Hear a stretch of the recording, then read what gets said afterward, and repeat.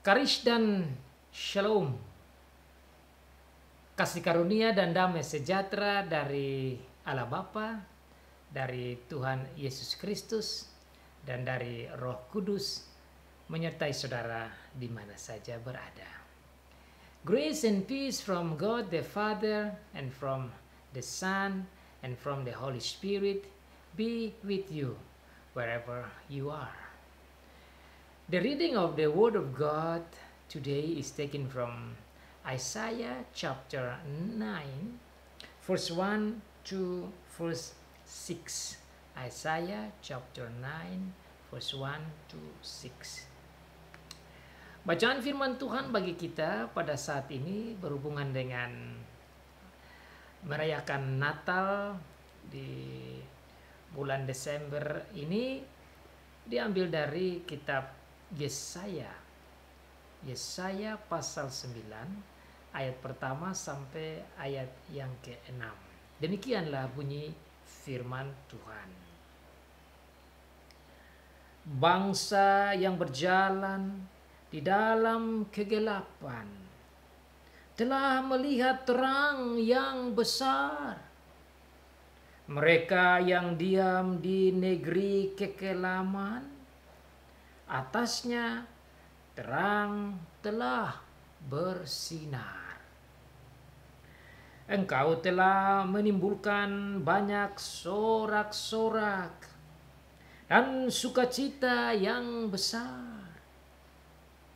Mereka telah bersukacita di hadapanmu, seperti sukacita di waktu panen, seperti orang bersorak-sorak di waktu membagi-bagi jarahan. Sebab kuk yang menekannya dan gandar yang di atas bahunya, serta tongkat si penindas telah kau patahkan seperti pada hari kekalahan Midian.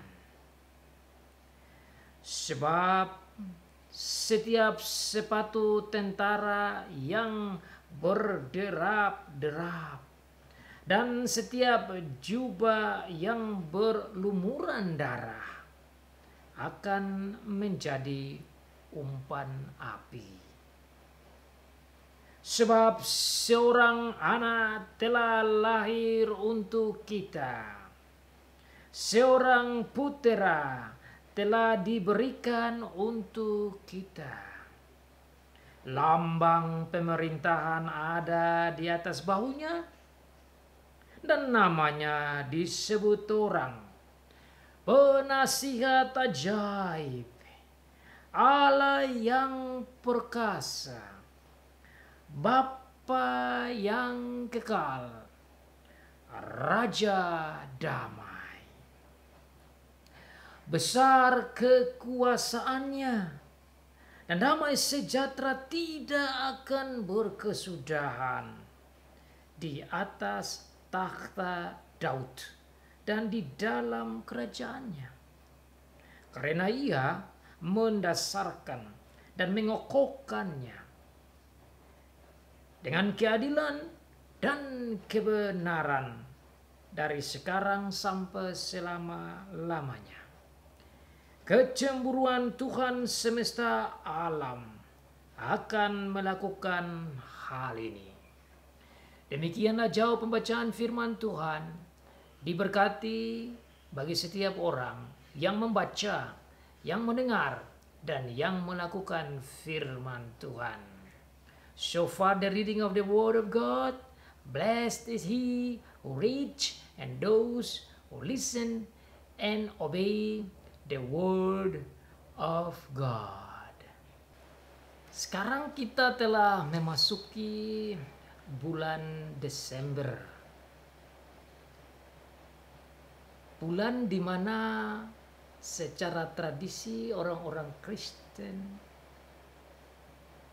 bersiap diri untuk menyambut dan merayakan akan hari Natal.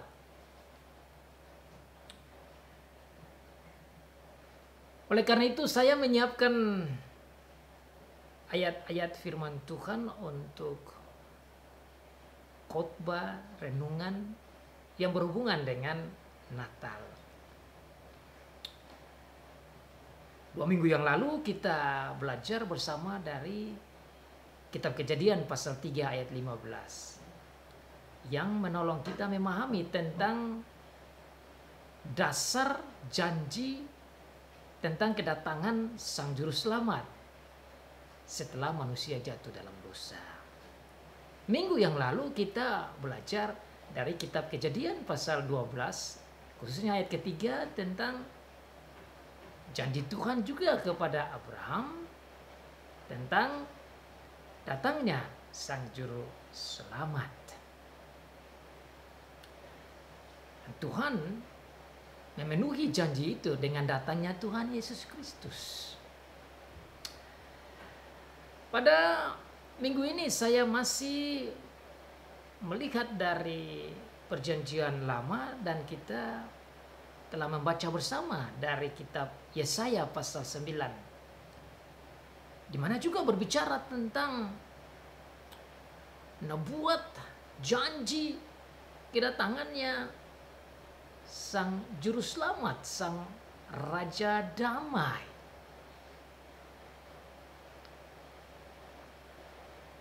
Mengapa saya melihat dari kacamata Perjanjian Lama? Karena menurut saya kedatangan Tuhan Yesus di Perjanjian Baru adalah penggenapan dari janji-janji Tuhan di Perjanjian Lama sejak di Kejadian sampai di masa nabi-nabi sebagai wujud nyata kesetiaan Allah kita. So as you hear and learn from my sermons 2 weeks ago and last week from Genesis chapter 3 verse 15 and then last week from Genesis chapter 12 verse 3 about the promise of our God for the coming of our Lord Jesus Christ, and He did fulfill it in the New Testament. And this week we are going to learn from Isaiah chapter 9, specifically in verse 5, also about the promise of God that prophesied by prophet Isaiah about the coming of the Prince of Peace. So why I focus on the Old Testament text? Because the coming of our Lord Jesus Christ in the New Testament proves that our God is a faithful God. Dia berjanji dan Dia wujudkan.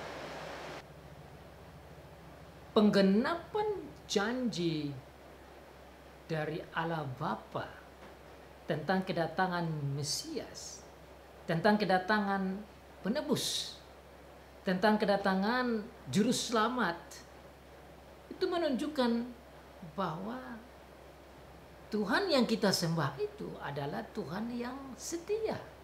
Sesuai dengan namanya, aku adalah aku. I am who I am. The covenant God, Allah perjanjian yang setia, yang mengasihi bangsanya, yang mengasihi umatnya. Dia berjanji akan kedatangan Sang Raja Damai yang akan menjadi raja, yang akan memimpin umatnya, yang akan mengatur bangsanya berdasarkan kebenaran dan keadilan, dan tentu di dalam kedamaian. Raja Damai inilah yang kita peringati setiap bulan Desember, yang kita kenal dengan Natal. Lahir Sang Raja Damai.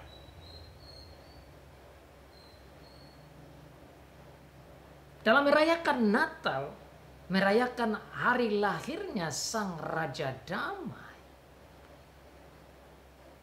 tidak bisa kita melihat di Perjanjian Baru saja tanpa melihat janji-janji dan nubuat-nubuat dan firman Tuhan yang Tuhan sampaikan tentang datangnya Raja Damai itu. Oleh karena itu Yesaya pasal 9 ayat yang kelima adalah ayat yang sangat-sangat penting bagi kita untuk kita renungkan bersama di dalam merayakan Natal. Tema khotbah bagi kita pada saat ini adalah Sang Raja Damai sebagai pemberian yang besar dari Allah. The theme for our sermon today is the Prince of Peace as the great gift of God. The Prince of Peace as the great gift of God for us. Raja Damai. Saudara, dalam konteks kitab Yesaya, kalau saudara membaca dari pasal 1 terus sampai pasal yang ke-9, di sini saudara bisa menemukan bahwa Nabi Yesaya bernabuat dan mengajar pada zaman Raja Uzia, Yotam, Ahaz, dan Hezekia, yaitu raja-raja Yehuda. Dia melayani raja-raja ini dalam pelayanannya, yang mana mereka harusnya memimpin bangsa Israel atau umat Israel untuk takut pada Tuhan, untuk menghormati Tuhan, untuk mentaati Tuhan. Karena itulah tugas seorang raja yang Tuhan mintakan. Tapi dalam konteks kitab Yesaya, ternyata bangsa Tuhan ini tidak mentaati Tuhan. Dan oleh karena itu Tuhan menyatakan bahwa Tuhan akan mengirim bangsa kafir yang lain yang namanya bangsa Asyur, tercatat dalam pasal 8, untuk menguasai dan menjajah umat Tuhan karena ketidaktaatan mereka.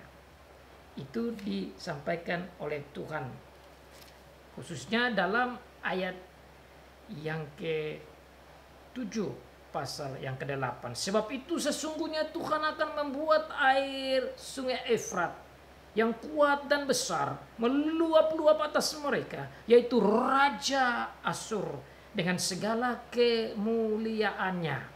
Air ini akan meluap melampaui segenap salurannya dan akan mengalir melampaui segenap tebingnya. Itu adalah konteks latar belakang dari kitab Yesaya sebelum pasal 9 disampaikan bahwa karena ketidaktaatan bangsa Israel, Tuhan menggunakan bangsa yang lain yang bukan bangsa Tuhan, yang tidak percaya kepada Tuhan, akan menjadi alat dalam tangan Tuhan untuk menguasai, mengontrol, menjajah akan bangsa Israel. Tapi luar biasa, setelah itu terjadi, dan memang apa yang Tuhan omong itu terjadi. Dalam pasal 9, Tuhan melalui Nabi Yesaya datang membawa berita sukacita. Dan dalam konteks pasal 9, saudara lihat di sana, Tuhan katakan lewat Nabi Yesaya bangsa yang berjalan di dalam kegelapan telah melihat terang yang besar. Ini menunjukkan bahwa meskipun mereka dalam keadaan sulit oleh karena ketidaktaatan mereka, Tuhan memberikan jalan keluar. So you see the context of Isaiah chapter 8 explains to us that because of the disobedience of the people of God, God will send the Assyria nation to come to control and to colonize the people of Israel. But then after that in chapter 9 you see that God said to them through prophet Isaiah that he will help them out. And that's why in verse 9 it says, nevertheless there will be no more gloom for those who were in distress. In the past he humbled the land of Zebulun and the land of Naphtali, but in the future he will honor Galilee of the Gentiles by the way of the sea along the Jordan. The people walking in the darkness have seen a great light. On those living in the land of shadow of death, a light has dawned.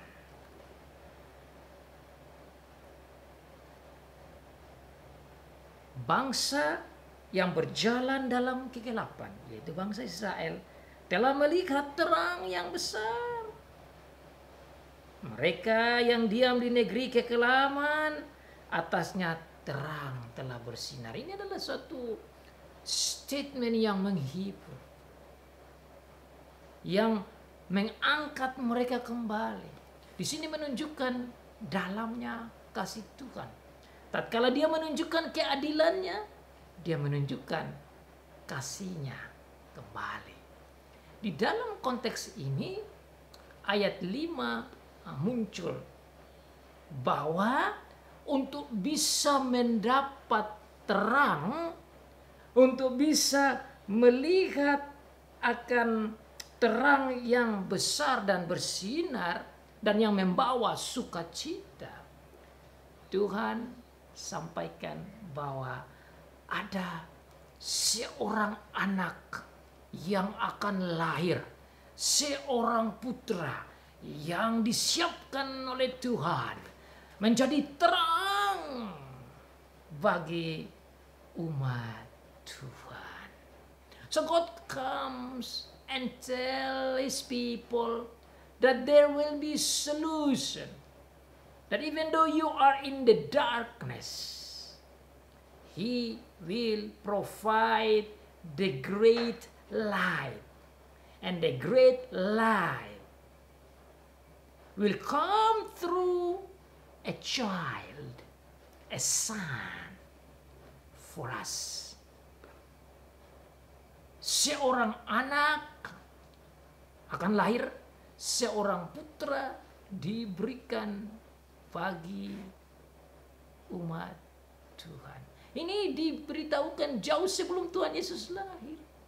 Ini disampaikan jauh sebelum Juru Selamat ada. Ini diberitahukan jauh sebelum yang kita rayakan Natal itu. Maka saudara, hal seperti ini adalah baik untuk kita lihat betapa Tuhan itu sudah sampaikan kepada kita hal luar biasa. Berita Injil sudah ada jauh sebelum Tuhan Yesus datang. Karena janji tentang kedatangan Tuhan Yesus di kitab Yesaya ini juga adalah Injil. This is the gospel.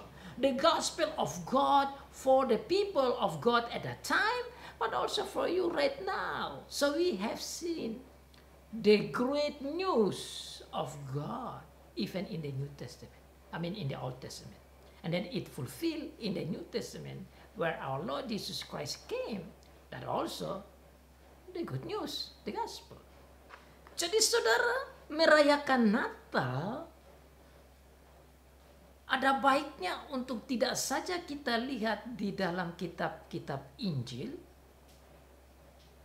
tetapi harus kita kembali kepada kitab Perjanjian Lama yang Tuhan sudah bicarakan, sampaikan jauh sebelum Natal itu terjadi, jauh sebelum Tuhan Yesus lahir, Tuhan telah sampaikan. Sekali lagi ini menunjukkan kesetiaan Tuhan, kebaikan Tuhan, kedalaman hikmat Tuhan, kasih Tuhan, anugerah Tuhan bagi gereja, bagi saudara dan saya. Makanya seperti saya katakan tadi, kitab-kitab Perjanjian Lama, teks-teks Perjanjian Lama yang berbicara tentang Natal itu haruslah kita renungkan, supaya tatkala kita sampai pada Perjanjian Baru, kita melihat tentang penggenapan, pemenuhan akan janji itu, akan menguatkan iman kita bahwa Tuhan kita memang adalah Tuhan yang setia dengan janjinya, bahwa Tuhan kita adalah Tuhan yang penuh kasih, bahwa Tuhan kita adalah Tuhan yang sangat baik, bahwa Tuhan kita adalah Tuhan yang peduli, bahwa Tuhan kita itu tidak membiarkan kita sengsara di dalam dosa, mati di dalam dosa, tetapi Dia memberikan solusi agar kita bisa terlepas dari kungkungan cengkeraman kuasa dosa dan maut itu. Saya kira itu adalah hal penting di dalam merayakan Natal. Tuhan berkata bahwa sebab seorang anak telah lahir untuk kita, seorang putra telah diberikan untuk kita. Tuhan berbicara jauh sebelum anak itu lahir. Tuhan berbicara jauh sebelum putra itu lahir. Sementara bangsa Israel harus menghadapi penjajahan, penguasaan, dan di mana tidak ada kedamaian, di mana tidak ada jalan keluar, di mana tidak ada sukacita. Saat itu Tuhan datang menyampaikan berita keselamatan, berita sukacita, berita kedamaian. Saya melihat dua hal penting di sini tentang anak dan putra. Seorang anak, dan anak itu adalah anak laki-laki. Anak laki-laki, bukan anak perempuan. Jadi saudara, jelas bahwa yang dibicarakan di sini anak-anak laki-laki itu tidak lain adalah Tuhan Yesus Kristus sendiri. Jadi tatkala anak laki-laki ini lahir sebagai yang dijanjikan sebagai Mesias itu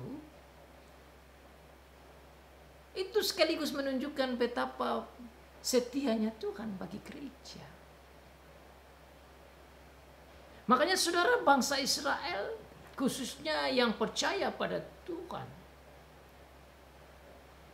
waktu mereka menerima kedatangan Tuhan Yesus lahir, itu mereka sangat bersuka cita. Karena Mesias yang dijanjikan, anak yang dijanjikan itu memang betul-betul lahir. Nah, itu dinyatakan secara jelas tatkala malaikat datang dan berbicara kepada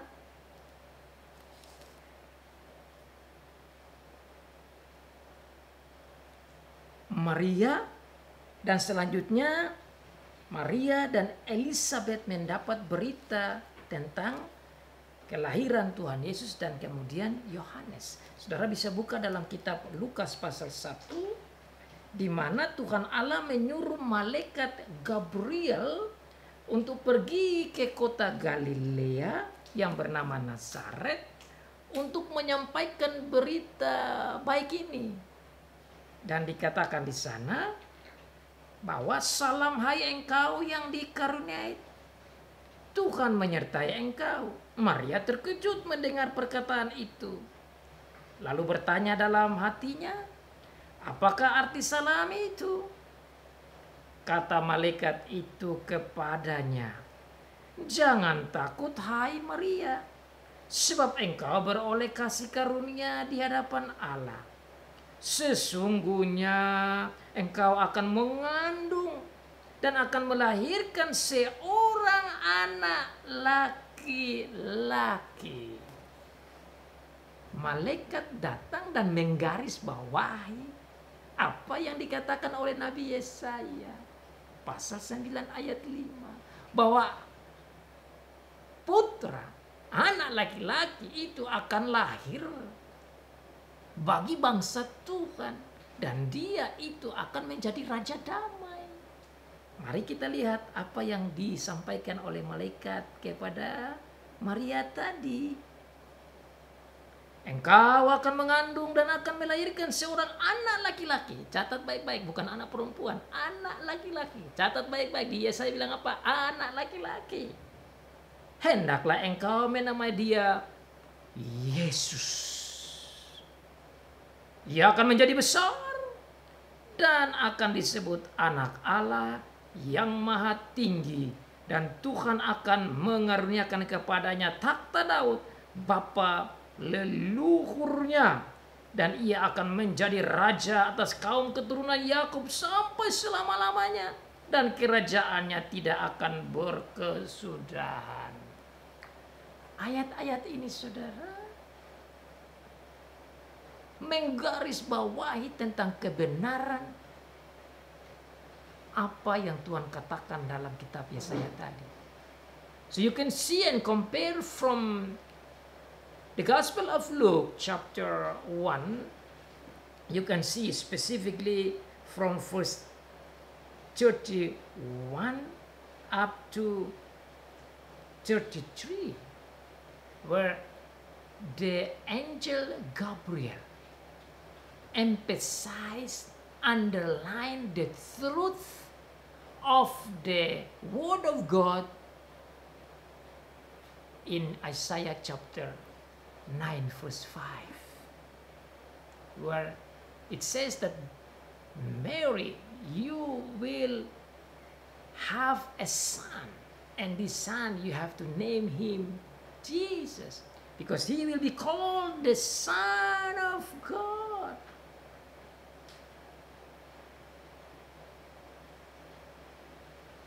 He is God, and he will have the throne of David. And that's exactly like what Isaiah said. Jadi saudara, apa yang dikatakan oleh malaikat di sini persis seperti apa yang dijanjikan oleh Tuhan lewat Nabi Yesaya. Bagi saudara dan saya ini harus kita catat di dalam merayakan Natal. Kenapa? Karena di sini menunjukkan betapa konsisten, betapa setianya Allah bagi gereja. Seorang anak yang lahir, seorang anak yang diberikan oleh Tuhan itu kepada kita. Saya melihat di grammarnya itu bahasa Indonesia dia menggunakan kata telah. Seorang anak telah lahir untuk kita, seorang putra telah diberikan untuk kita. Sementara dalam bahasa aslinya itu menggunakan bentuk pasif, seorang anak dilahirkan. Bahasa Inggris juga dikatakan di sini, dia bilang, for to us a child is born, to us a son is given. Diberikan, dilahirkan. Jadi kalau kita pakai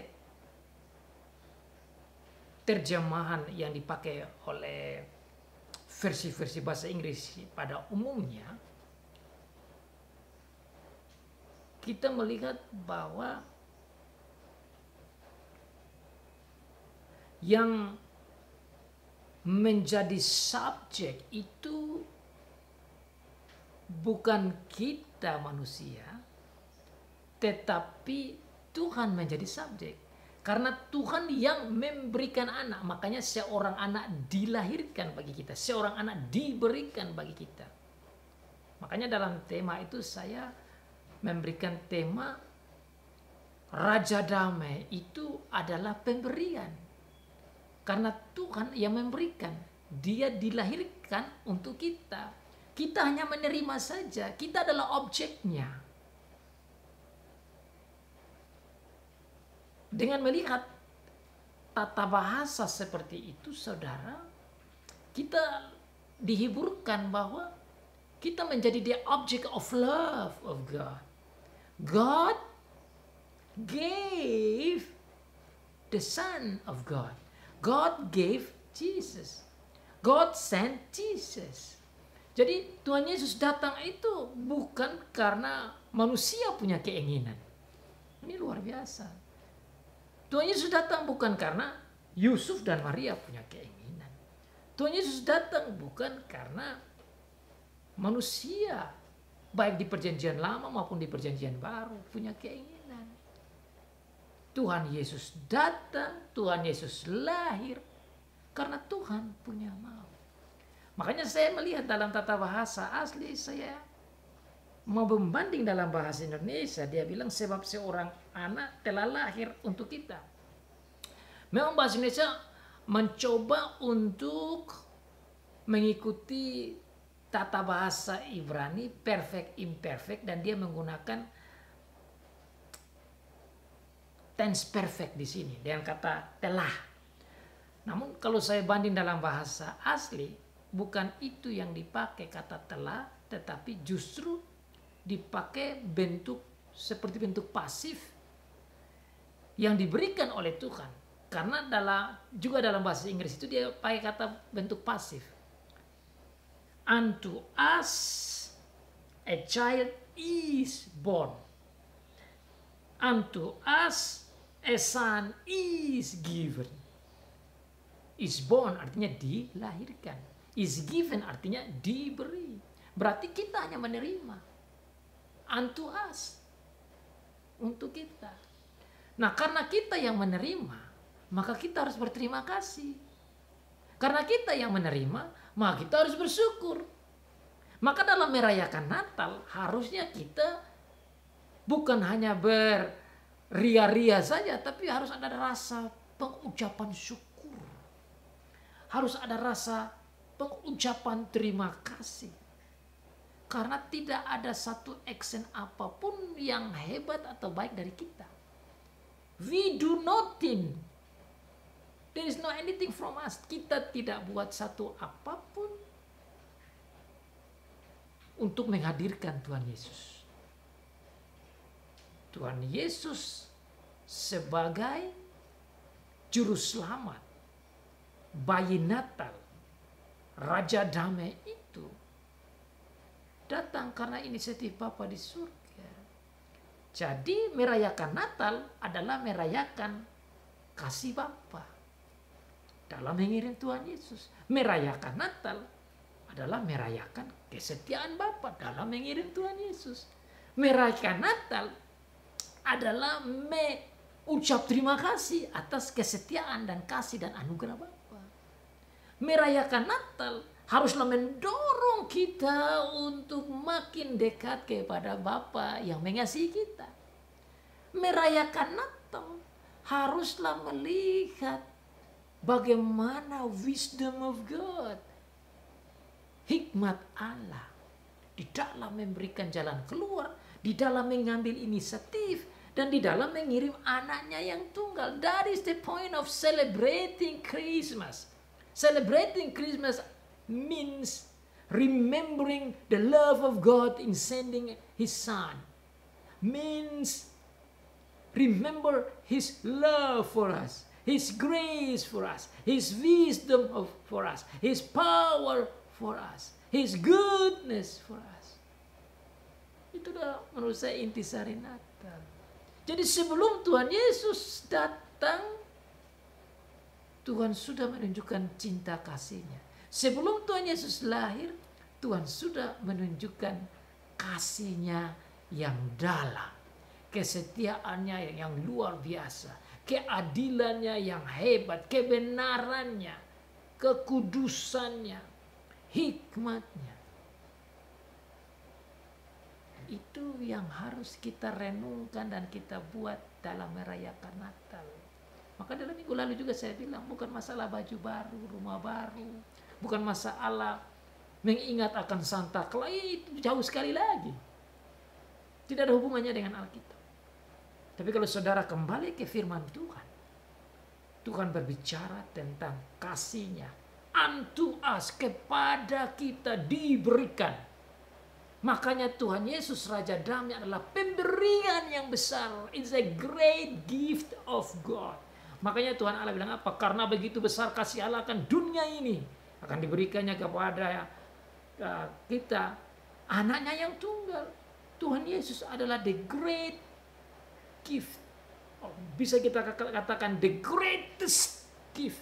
Pemberian yang terbesar bagi saudara. Kalau saudara bicara pemberian, apa yang mau dibandingkan dengan Tuhan Yesus? Makanya saudara, saya ingin menggali kata telah lahir, telah dilahir itu sebenarnya dia harus dilahirkan, yang menunjukkan Tuhan sebagai inisiatif, sebagai subjek, dan kita sebagai objek penerima. Nah, dikatakan selanjutnya dilahirkan untuk kita, dan saya mau garis untuk kita. Untuk kita berarti kita yang mendapat, bukan untuk orang yang lain, untuk saudara dan saya. Nah, karena ini untuk kita, kita yang menerima ini harus bersukacita. Maka lahirnya Tuhan Yesus membawa sukacita. Lahirnya Tuhan Yesus membawa kebahagiaan. Lahirnya Tuhan Yesus membawa kedamaian. Oleh karena itu dalam merayakan Natal harus membawa kedamaian, harus membawa sukacita, harus membawa kebahagiaan. Itulah bagian dari merayakan Natal. Sekaligus dalam merayakan Natal, kita boleh bertanya kepada diri kita, adakah damai di hatimu? Adakah sukacita di hatimu? Adakah kebahagiaan di hatimu? Karena kepada kita telah diberikan anak Allah, Juru Selamat, Tuhan Yesus Kristus, penebus, Immanuel, Mesias, sebagai pemberian Allah. Dia ini menjadi dipanggil sebagai penasehat yang luar biasa. Dikatakan di sana, dia adalah penasehat yang ajaib, Allah yang perkasa, Bapa yang kekal, Raja damai.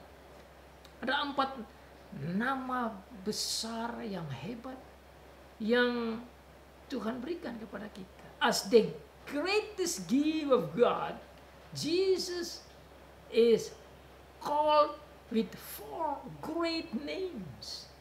As you can see here, he is called as the Wonderful Counselor, Mighty God, Everlasting Father, Prince of Peace.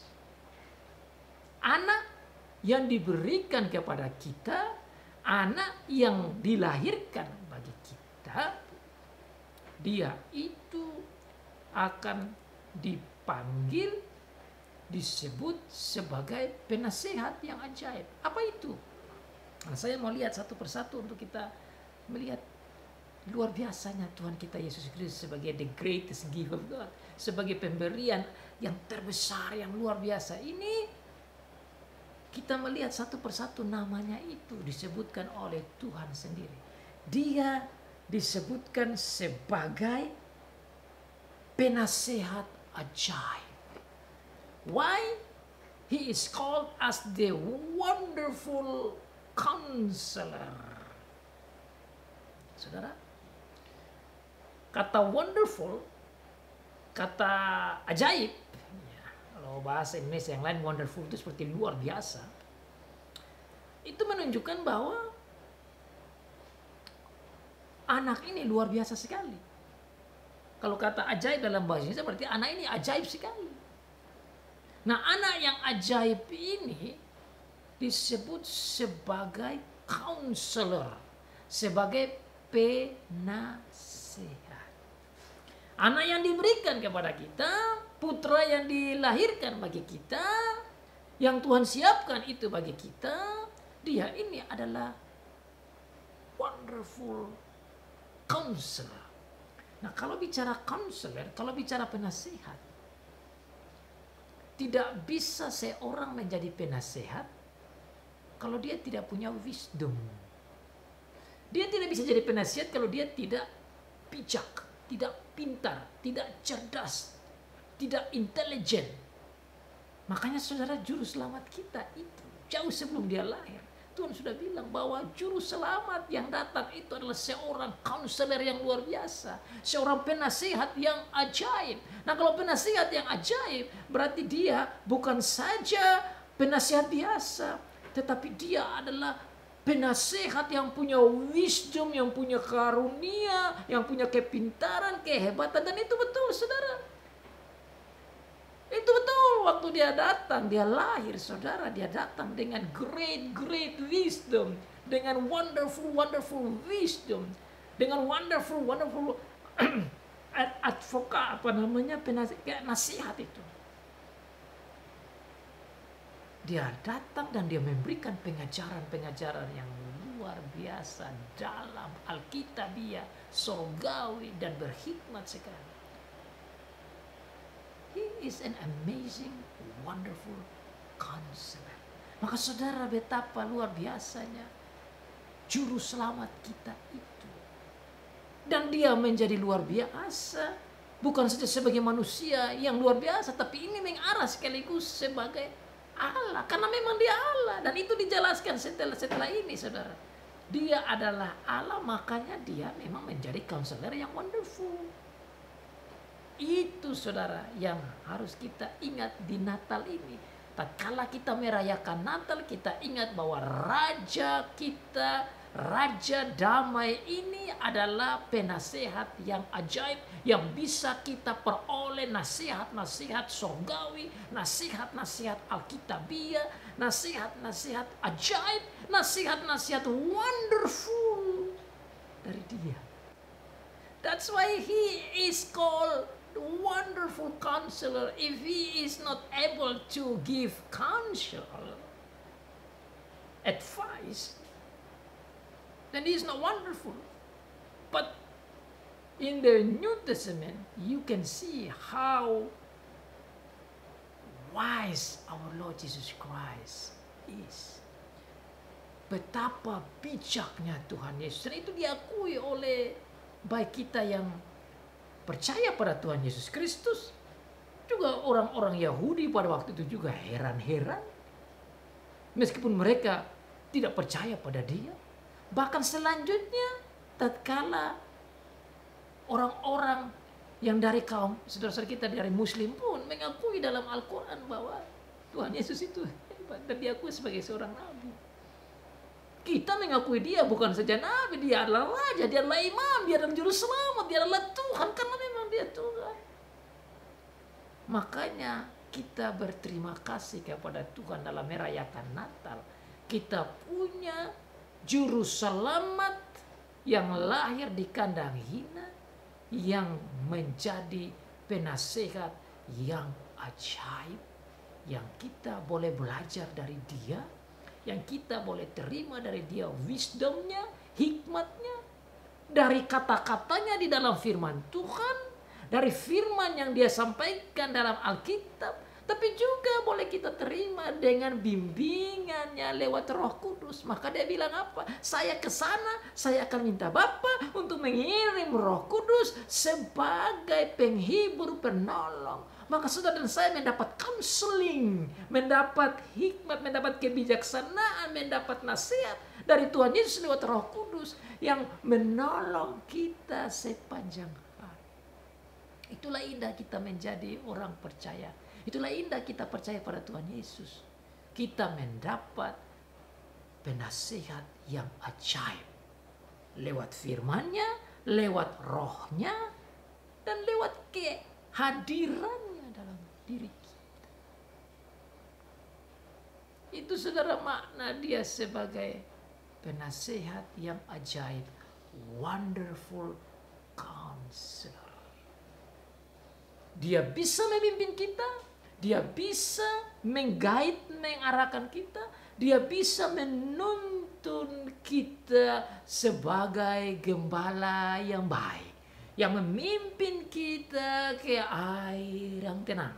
Yang memimpin kita kepada kedamaian. Yang memimpin kita kepada hidup yang kekal. Yang memimpin kita sebagai raja yang luar biasa. Di dalam kebenaran dan di dalam kekudusan dan di dalam keadilan yang penuh dengan damai dan sukacita. Karena wisdomnya, karena hikmatnya sebagai wonderful counselor. Saudara, indahnya kita memiliki juru selamat. Maka dalam Natal seperti ini, mari kita berterima kasih. Kita punya juru selamat yang sekaligus adalah penasehat yang ajaib. Bukan saja sebagai Allah yang luar biasa, tapi juga menjadi manusia. Dia datang sebagai manusia untuk menunjukkan dirinya sebagai penasehat yang ajaib. Selain menjadi penasehat yang ajaib, dia juga disebut sebagai Allah yang perkasa. El Gibor. Itu bahasa Ibraninya. El Gibor. Allah yang perkasa. Saudara. Dengan melihat kata dia, Tuhan Yesus disebut sebagai Allah yang perkasa. Maka Tuhan sendiri mau katakan bahwa memang benar juru selamat kita ini bukan manusia biasa. Memang dia jadi manusia dan kita lihat dia lahir dari Maria dan Yusuf sebagai orang tua.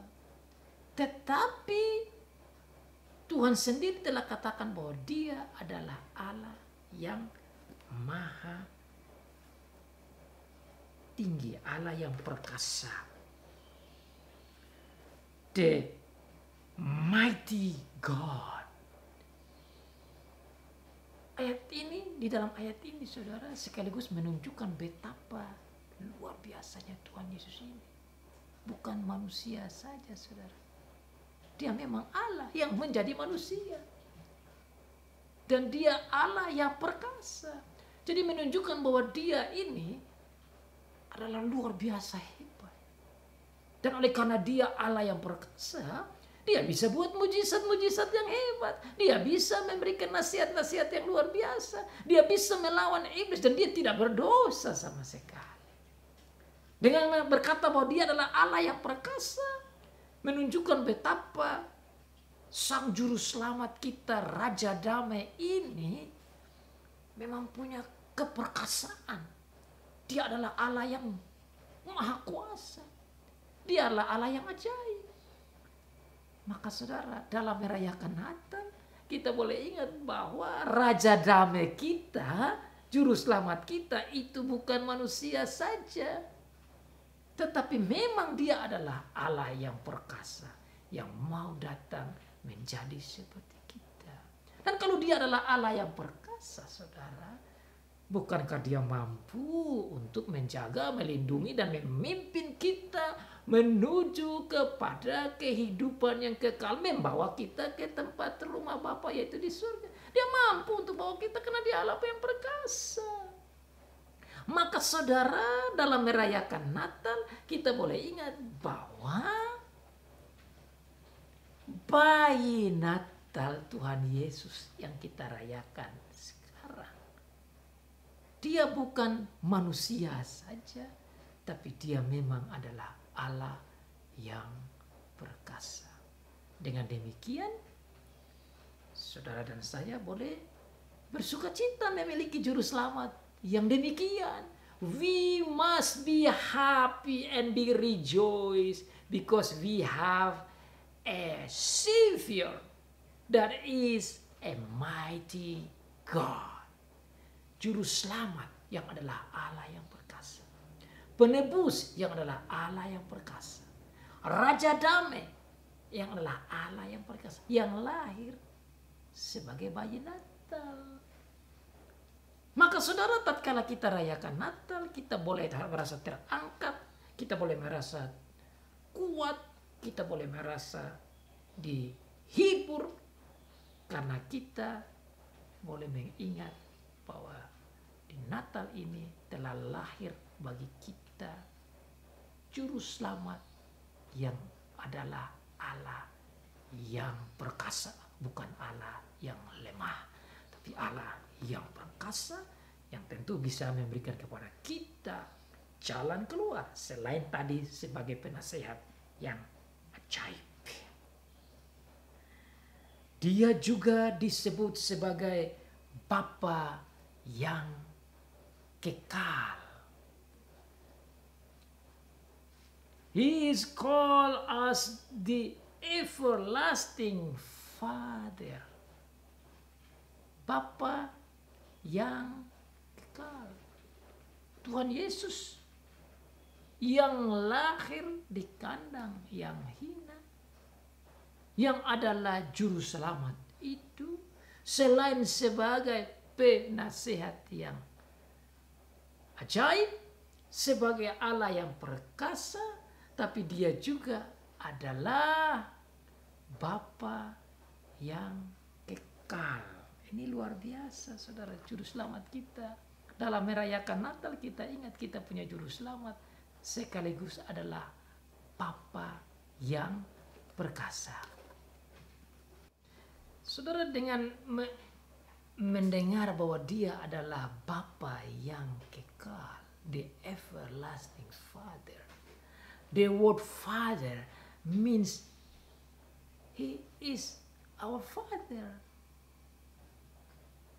He is like our own Father. That's why our Lord Jesus Christ teaches us to see God as our Father. Yes, because He is a Father. Jadi saudara, melihat Allah sebagai Bapa, ini sangat menghibur hati kita bahwa Allah kita bukan Allah yang jauh, yang menciptakan dunia ini dan begitu jauh, tapi dia bagikan Bapa. Jadi ada satu relasi kekeluargaan yang luar biasa. Disinilah kekhususan, specification of our God. Kekhususan dari Allah kita, bahwa kita melihat Allah kita sebagai Bapa kita. Wow. Bapa yang mengasihi anak-anaknya. Karena Bapa itu baik, dia mengutus Tuhan Yesus untuk jadi seperti kita.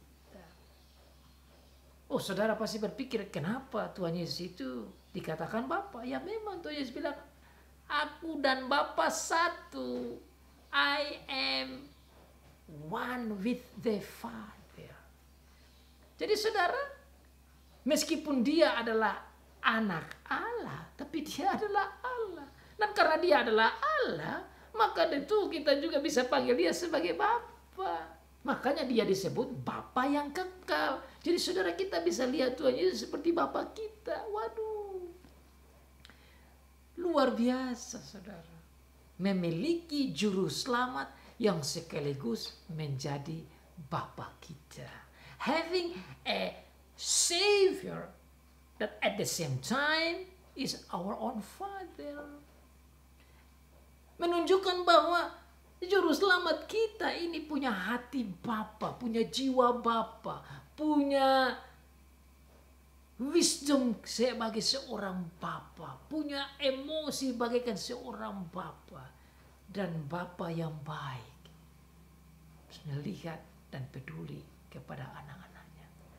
Dan bukti kepedulian Bapa kepada anak-anaknya yaitu selalu ada jalan keluar.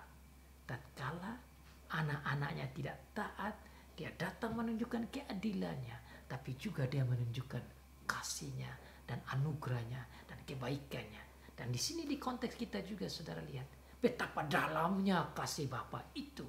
Kasih Bapa di dalam Tuhan Yesus Kristus. The love of God in our Lord Jesus Christ. That every time we fell, He came and gave His solution, salvation, and a way out to have the good relationship with Him again.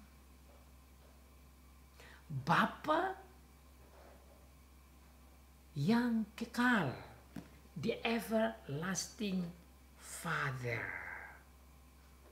Jadi Bapa kita ini bukan seperti Bapa manusia. Kita punya Bapa yang manusiawi, mati, tidak sempurna, punya keterbatasan,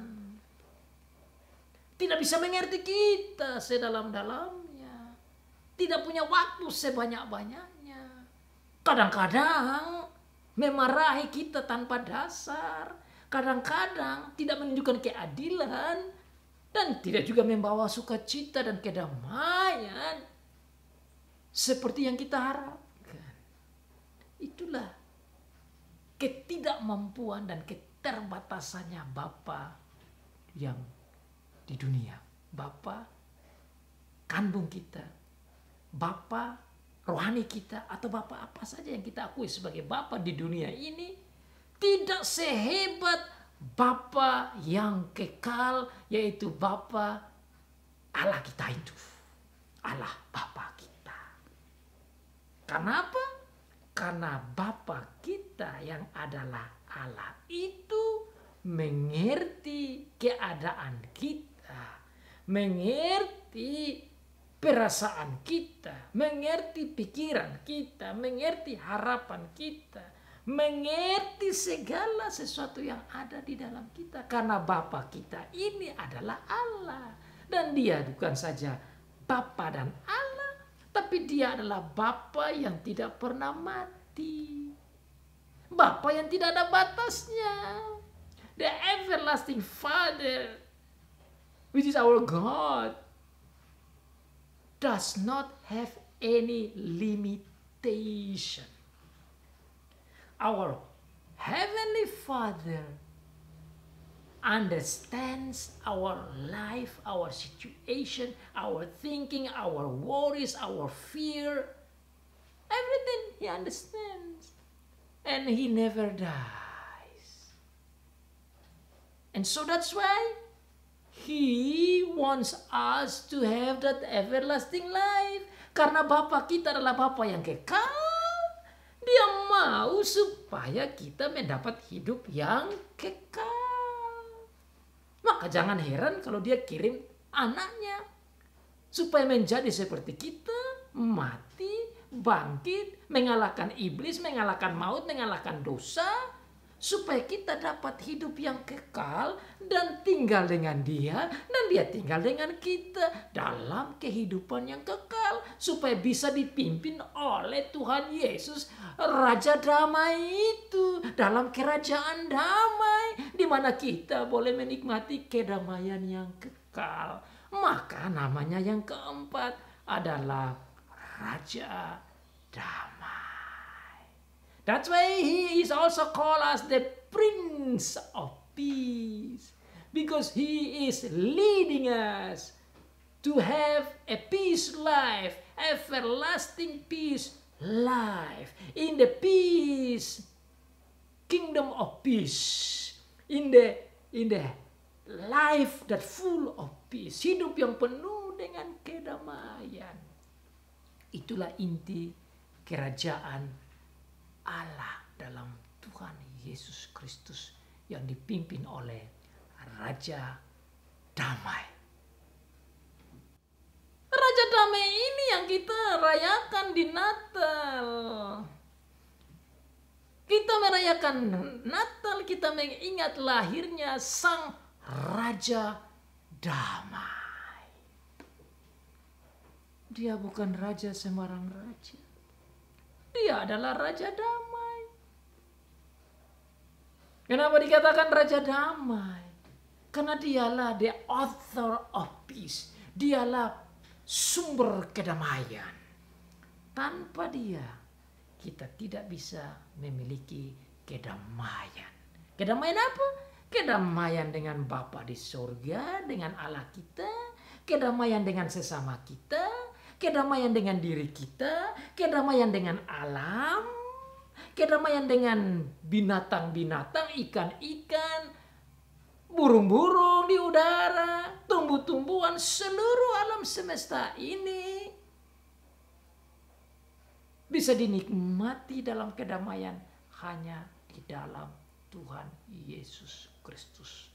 Makanya dalam ayat 5 dikatakan, oleh karena itu atau sebab seorang anak telah lahir, inilah yang menjadi dasar kepada kehidupan damai. Inilah yang menjadi dasar untuk kita melihat terang itu. Terang itu hanya bisa dilihat lewat Raja Damai. Makanya Raja Damai ini dia bilang apa? Akulah terang dunia. I am the light of the world. Hanya bisa lewat Raja Damai. Makanya tatkala kita rayakan Natal, kita ingat bahwa kita memiliki Raja Damai. Dan oleh karena itu saudara, kalau kita adalah bagian dari anggota kerajaan damai yang ada di bawah Sang Raja Damai, kita harus berusaha mencari damai itu. You must work hard to find the peace and keep the peace and show the peace. Bagaimana ada dalam kerajaan damai tapi hatinya penuh dengan busuk mencari kejahatan dan peperangan dan provokasi. Ini tidak bisa begitu saudara.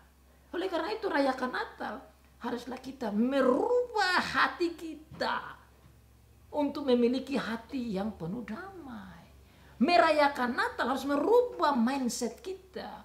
Memiliki mindset yang ada damai. Harus merubah attitude kita sebagai attitude sikap yang penuh damai. Merubah kehidupan kita menjadi kehidupan yang penuh damai.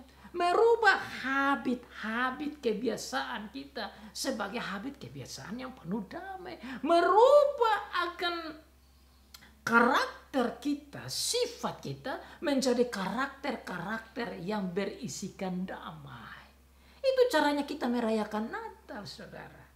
Nah, kalau kita merayakan Natal terus kita punya mindsetnya kotor, penuh dengan adu domba, kehidupan kita dan karakter kita berisikan memecah belah dan membawa peperangan, berarti sebenarnya kita menyangkal bahwa kita adalah anggota kerajaan damai. Kita tidak bisa merayakan Natal dengan baik.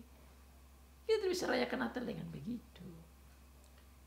Orang yang mengerti Natal dengan baik, dia akan mengaplikasikan kehidupan Natal itu. Dia mengerti bahwa bayi Natal Raja Damai itu datang membawa kedamaian untuk dirinya dengan Bapa di surga, dan dia harus menunjukkan identitasnya sebagai anggota kerajaan damai. You must show, you must apply, and you must reflect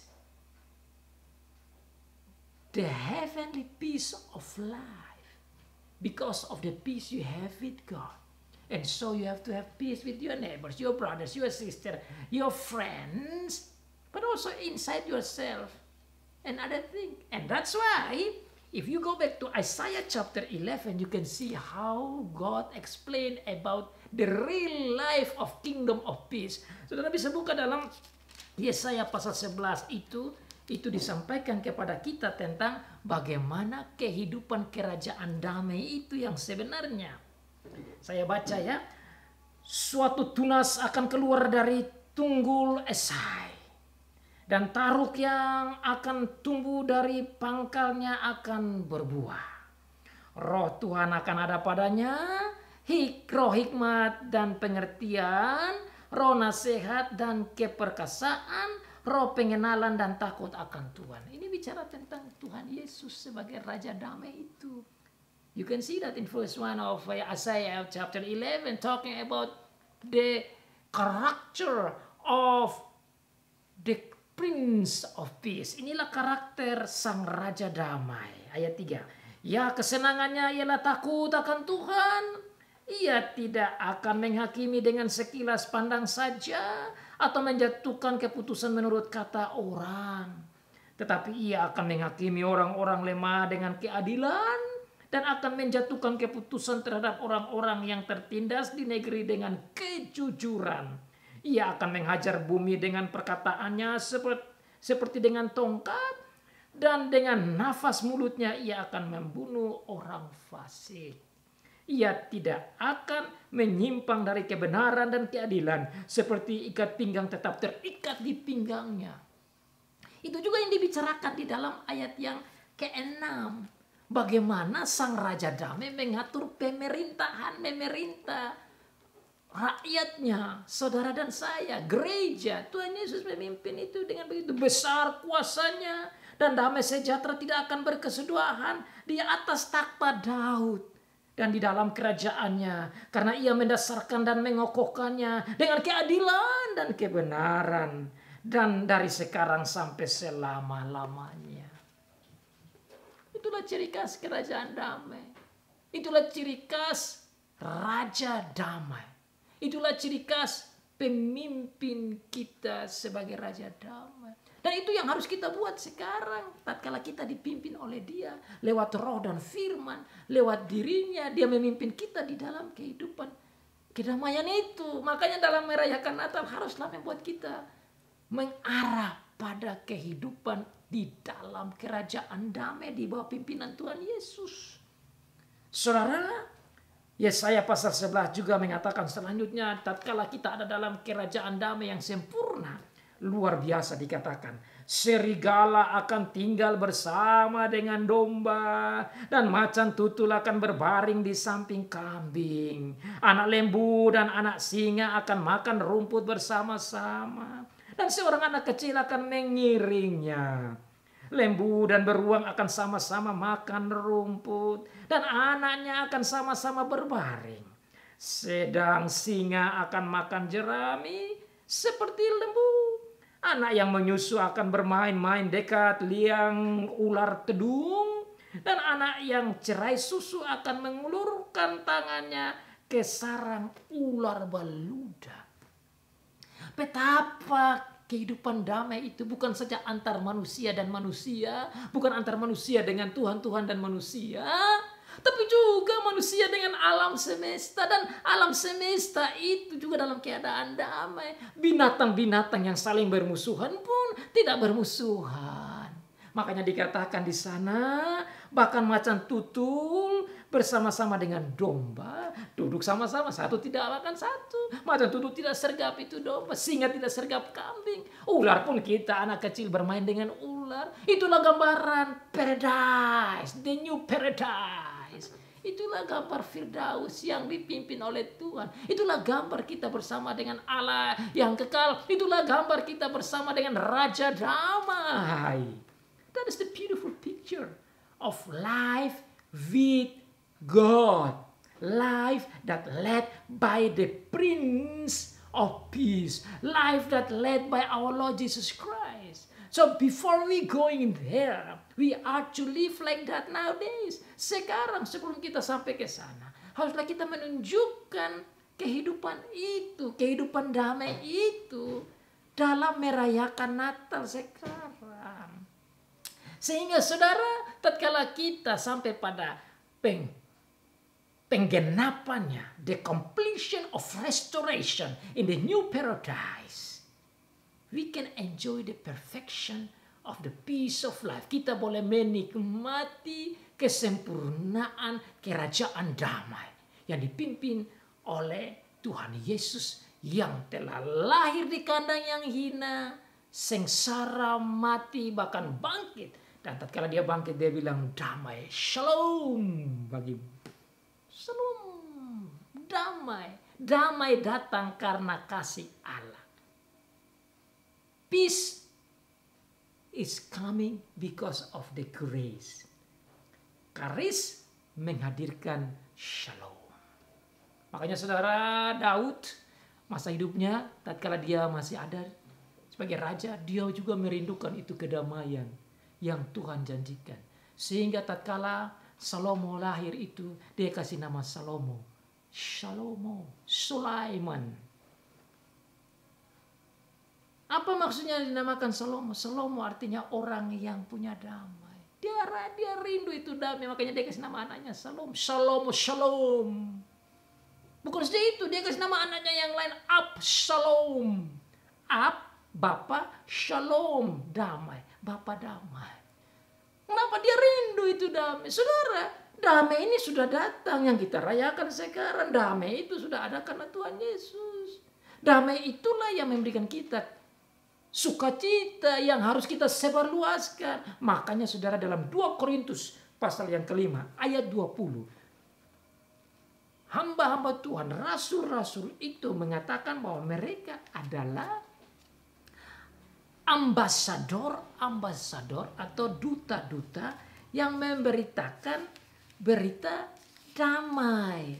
Dan kita yang mendengar berita damai ini juga haruslah menjadi ambasador kedamaian.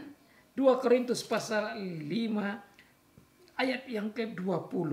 Jadi kami ini adalah utusan-utusan Kristus. Seakan-akan Allah menasihati kamu dengan perantaraan kami. Dalam nama Kristus kami meminta kepadamu, berilah dirimu didamaikan dengan Allah. Sebab Allah mendamaikan dunia dengan dirinya oleh Kristus dengan tidak memperhitungkan pelanggaran mereka. Ia telah mempercayakan berita pendamaian itu kepada kami. Berita pendamaian. Ini yang kita rayakan Natal ini. Maka saudara, mari kita rayakan Natal mengingat akan Raja Damai. Mari kita rayakan Natal mengingat akan Allah yang penuh damai. Mari kita merayakan Natal mengingat bahwa damai dengan Dia Bapa itu sudah terjadi karena kepada kita telah diberikan anak itu, anak yang tunggal yang adalah Raja Damai. Mari kita merayakan Natal untuk merubah hati, pikiran, perasaan hidup kita, karakter, skill, attitude, habit, bahkan semua kehidupan kita harus penuh dengan kehidupan yang berisikan dan beridentitas kedamaian. Karena Tuhan telah mengirim Sang Raja Damai bagi kita. Adakah damai di hatimu? Hanya ada karena Bapa menyiapkan Sang Raja Damai. You can only have peace because of the Prince of Peace that Father has sent and given to us. Unto us the child is born. Unto us the child is given.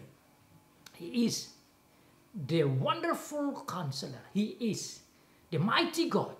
He is the everlasting Father. He is the Prince of Peace. Adakah damai di hatimu? Kepada kita telah diberikan anak yang tunggal. Kepada kita telah lahir seorang anak. Dialah penasehat yang ajaib. Allah yang perkasa. Bapa yang kekal. Raja Damai yang telah lahir. Dan kita peringati di Natal kita.